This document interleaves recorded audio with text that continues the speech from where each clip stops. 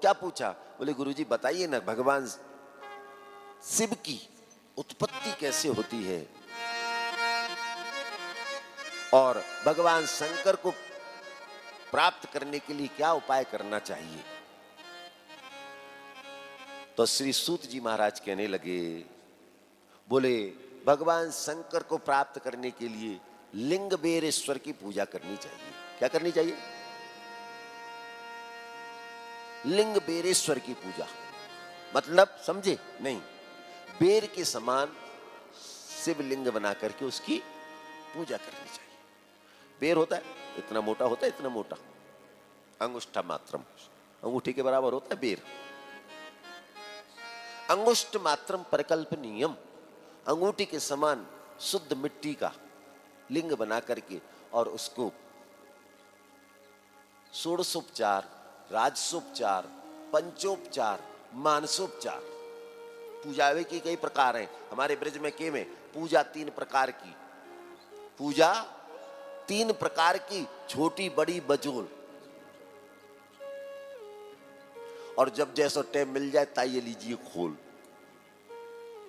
का पूजा 3 प्रकार की। ये संस्कृत में कह रहे हैं, राजसोपचार,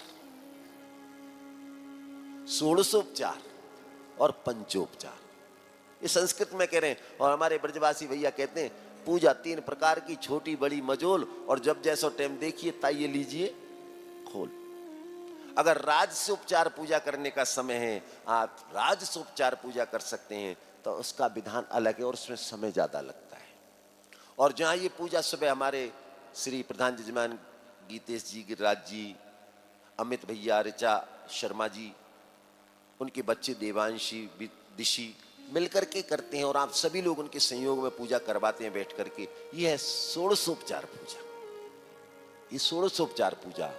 और पंचोपचार पूजा में सबसे पहले भगवान का आवाहन, धूप, दीप, नैवेद्य, पुष्प, ये 5 चीज,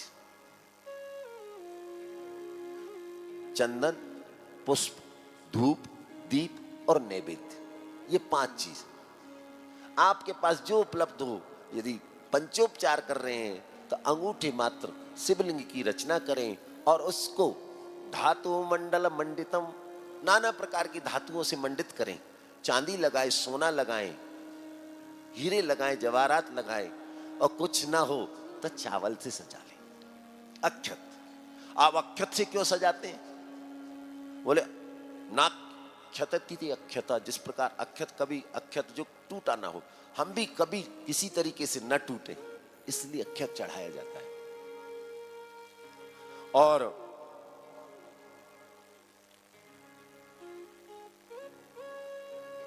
भगवान की यथोचित पूजा करें और भगवान को यथोचित नैवेद्य लगाएं। अब भोजन भी 4 प्रकार का, क्या राधे? भोजन भी 4 प्रकार का होता है। एक लेह्य, हलवा इत्यादि, एक चूस्य, गन्ना फल इत्यादि, एक चटनी चाटने वाला, और एक चबाने वाला।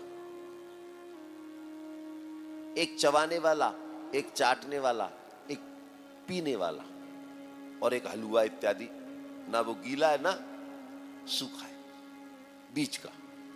भोजन भी 4 प्रकार का। अब आप भगवान को 4 प्रकार के भोजन में से भोग लगाएं और फिर भगवान को नमस्कार करें, भगवान को प्रणाम करें और भगवान का विसर्जन करें।